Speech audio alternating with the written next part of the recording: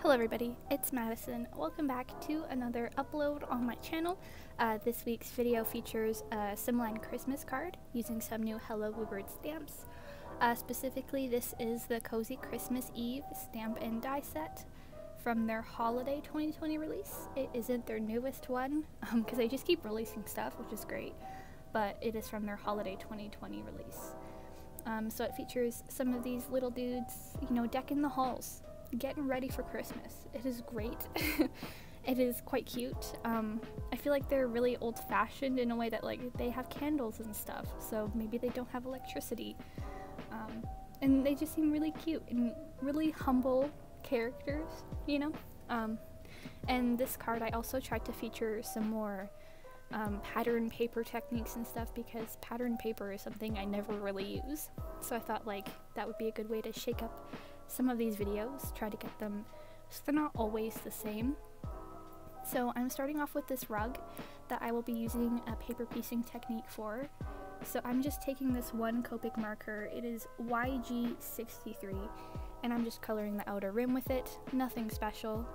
And then I'm using my warm grays for my little bunny dude. I'm using W1, W2, and W00.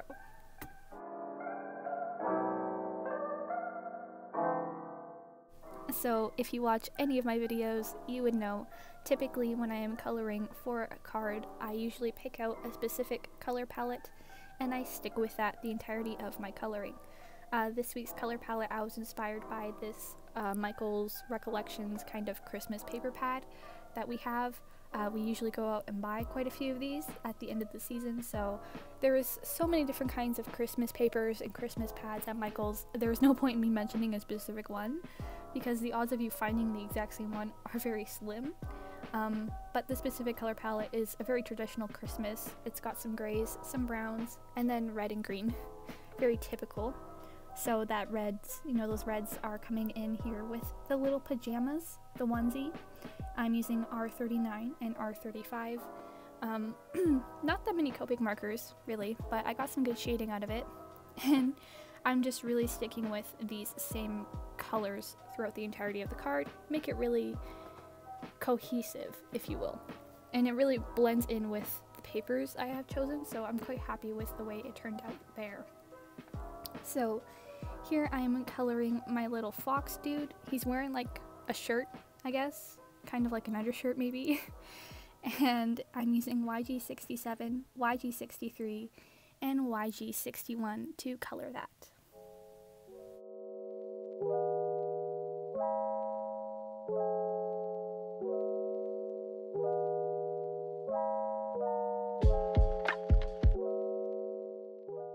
Next, I'm coloring my fox, more specifically just the face of him.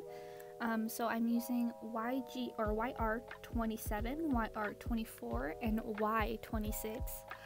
And then I'm going in from lightest to darkest, and then after I have blended that out, I'm going and adding some little streaks or line details to his face and to his tail and body and stuff to make him look more like a fox, I guess, just to add some details to him, make him not so flat, because I guess it is fur, and fur usually has texture to it, so not necessary, of course, but it just adds something. I did the same thing kind of with the rabbit character. I did some stippling around the face, just to add some, texture to him as well. Once again, just adding details that I feel like really make the card what it is. So I'm also just taking the two lighter shades, so that is Y26 and YR24 on the tail and the face portions. I'm using RO0 for his cheeks, and here I'm coloring these stockings. So I'm just using some warm grays, some of the reds, and some of the greens again.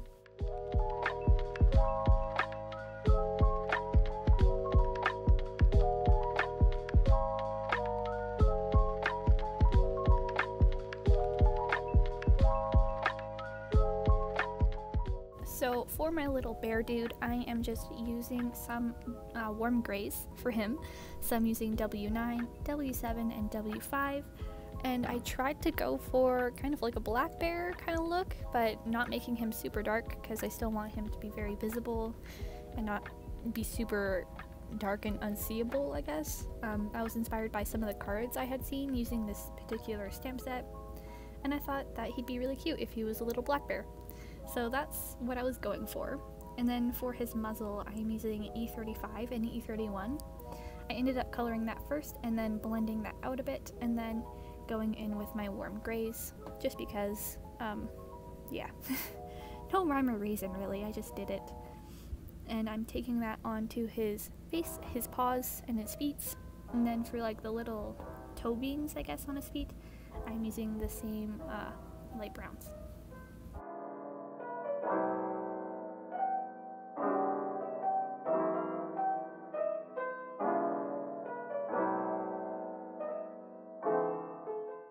Once again, adhering to the same color palette, I'm just using some W1 and W00 to add a little bit of something to his little book, so it's not quite flat. And I also colored the candlesticks that same way.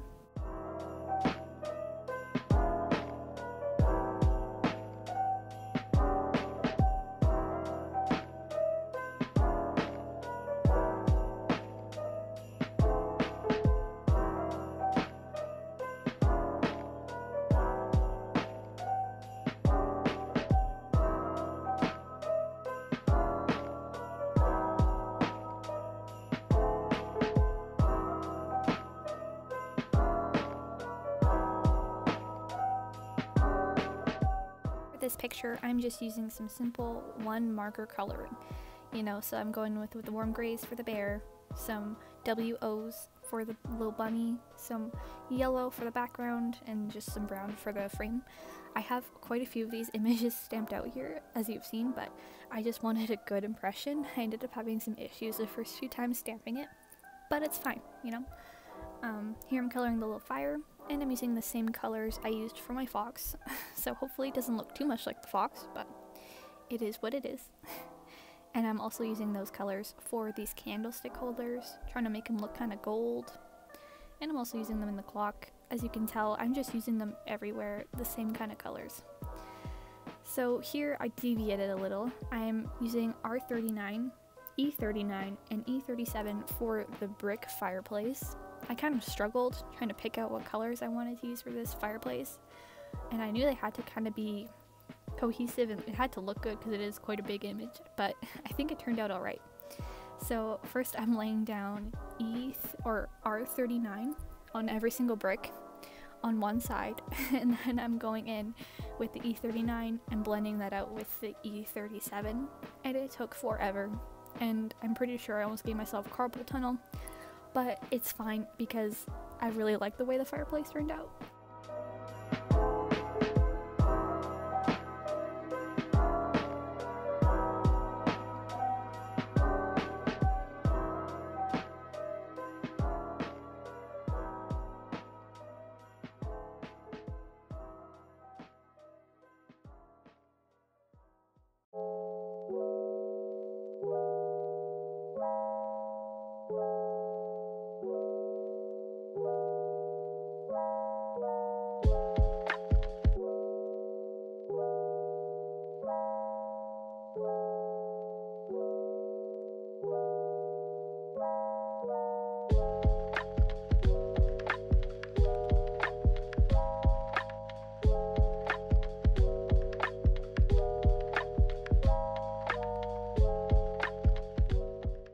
And then for the mortar, I guess, in between the bricks, I'm using some E31.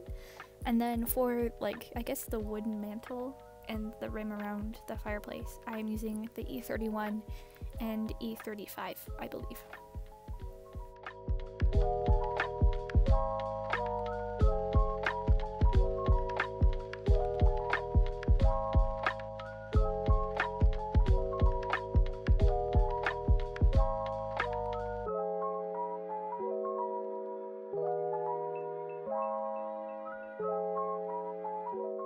So to finish off the rest of this coloring, I'm just coloring in most of my brown elements, and for those I'm using the classic combination, my favorite one, which is E27, E29, and E25. So I'm using that on this little stool, the log, and the clock, yeah. So as I said in the beginning, I was using pattern paper for the majority of the background for this.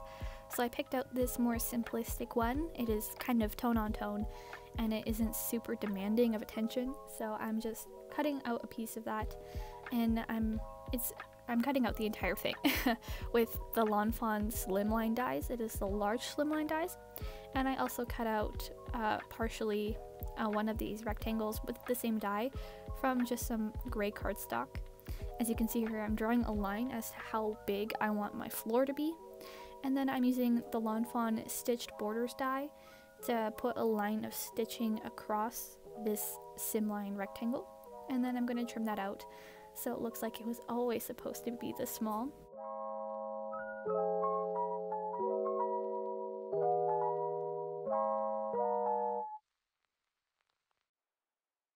So for my grounding, or for the floor, for my little cottage, I guess, that my little dudes are sitting in, I wanted more of a cobblestone floor. Seems very homey, seems very wildernessy to me, so I went in with this cobblestone stencil.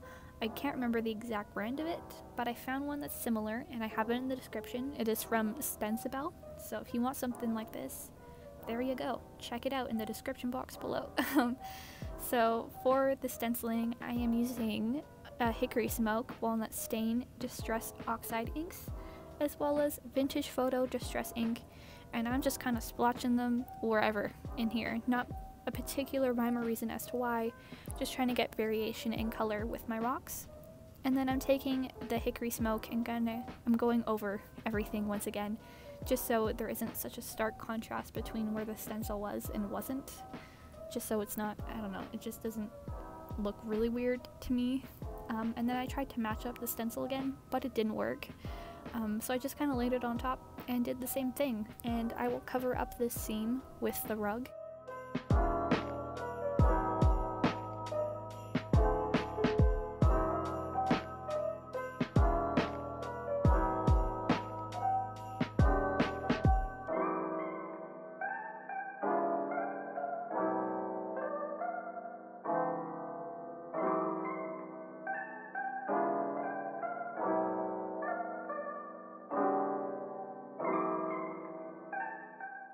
So here I am using this paper piecing technique.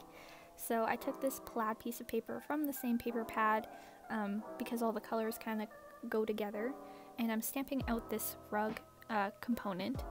As you would have seen in the coloring portion, I only colored the outer edge, so I'm just cutting out the inner circle part of this rug. I'm cutting on the outside of the black line, if that makes any sense. And so I'm fussy cutting it with my scissors as best as possible, and then I will be gluing that on top of my rug.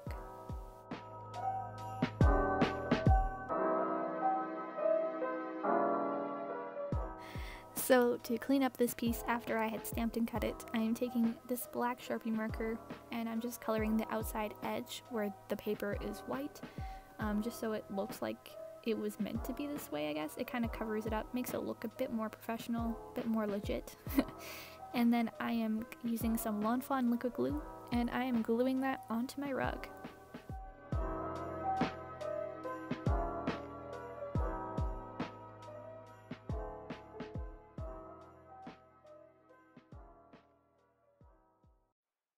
So when I was laying out my card initially, I kind of realized my fireplace looked a little weird, and that is because you need something to go behind it. So I kind of just loosely measured and cut out this piece of black cardstock to go behind my fireplace so it looks a little less strange. Otherwise you would just see the seams between the wall paper and the cobblestone, and I don't think fireplaces really do that, you know. So I'm gluing that behind, and then I will be adding my other fireplace elements.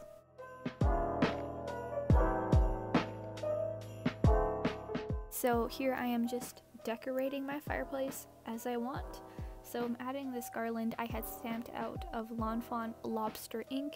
As you would have seen in the beginning, I probably didn't tell you what I used for it, but I used the Fawn Lobster ink. So I'm gluing that on with the Fawn liquid glue pen, and I'm also gluing on this log holder. Honestly, I've never seen one of these, and I'm not too sure as to which way it's supposed to go. So I think I did it the right way, but if not, I apologize. We don't really have a real fireplace in our house, so. And then I'm gluing down the little flame, and I'm popping up this log using some foam square adhesives just to kind of give some more dimension and interest to my fireplace element.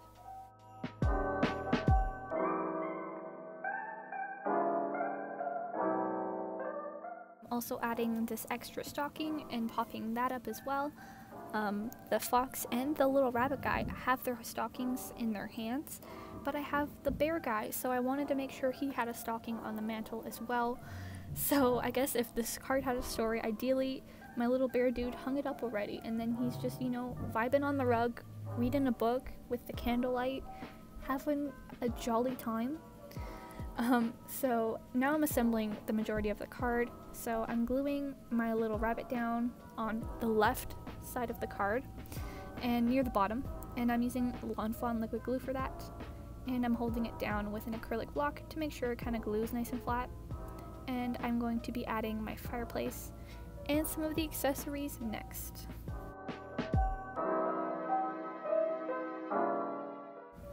So for my fireplace and for my rug, I am gluing them down using the ATG gun, and yeah, it just works out better because these are larger elements and I don't have to wait for them to dry or anything, unlike liquid glue.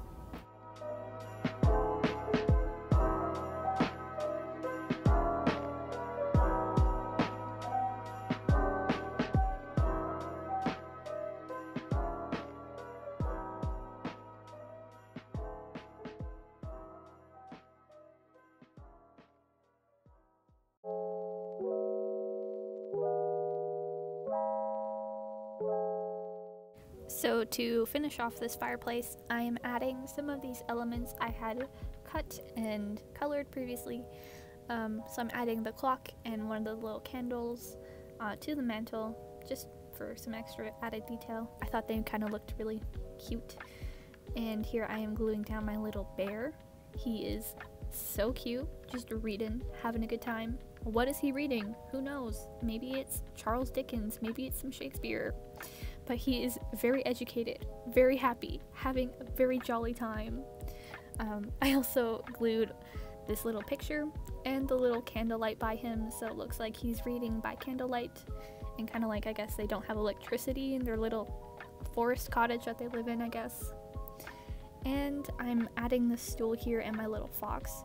I had debated kind of putting him and the stool at an angle to look like he's about to fall off, but I just couldn't do him that dirty, you know. I just had to make sure he was safe, not at risk of falling into the fire.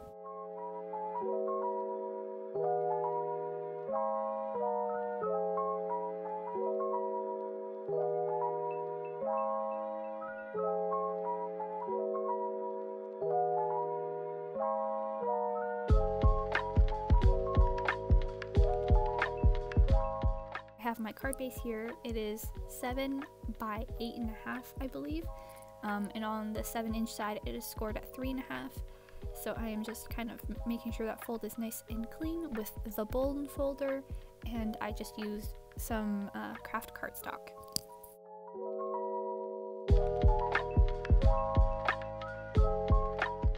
So onto the final stages of this card. I am going ahead and I'm just adhering this panel to my card base using the ATG gun and lining it up as best as I can.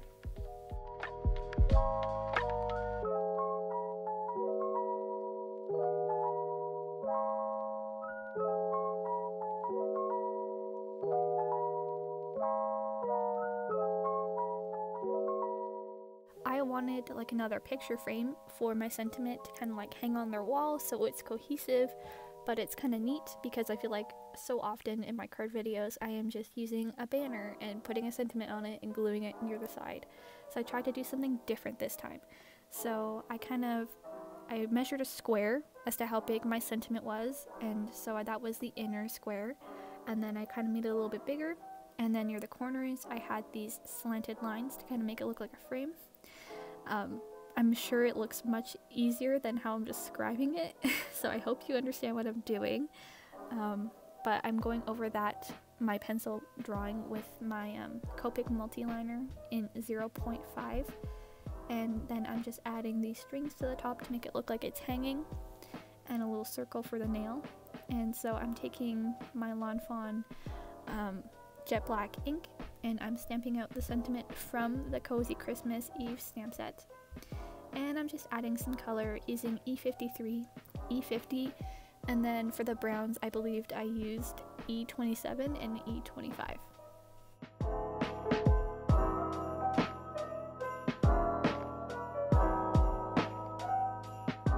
So I forgot to mention that I did fussy cut this, and I tried my best to fussy cut the inner part between the frame and the strings. So, you know, you don't have to do that, but you know, I tried my best and it turned out pretty good actually, so I was quite happy with that.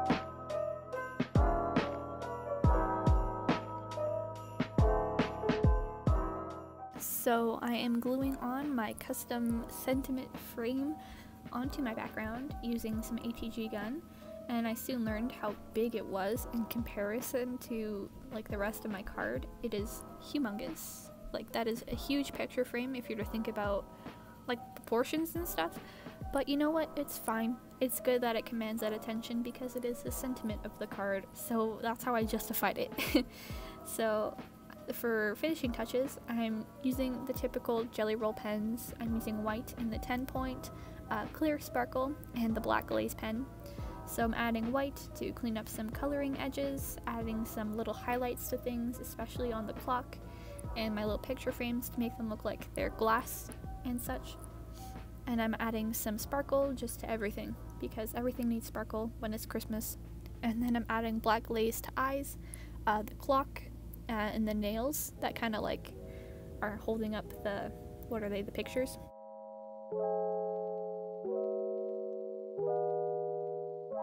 So because I always forget to do this, I am going in and stamping out my sentiment on the inside of my card. I would recommend doing this before you glue anything onto your card base, but it turned out okay. Turned out pretty straight in my opinion. Could be a lot worse, you know. So for final details, I'm adding some Glossy Accents, and I also went in with some Stickles. Like, it was a gold Stickles. It doesn't have a name on it, I apologize, but just some gold glitter and some Glossy Accents, and that finishes off the card. So if you would like to, subscribe, helps a lot with the channel. Like this video, comment, share it with some friends, you know, get the word out. I also have an Instagram linked down below if you want to follow me there. And thank you for watching.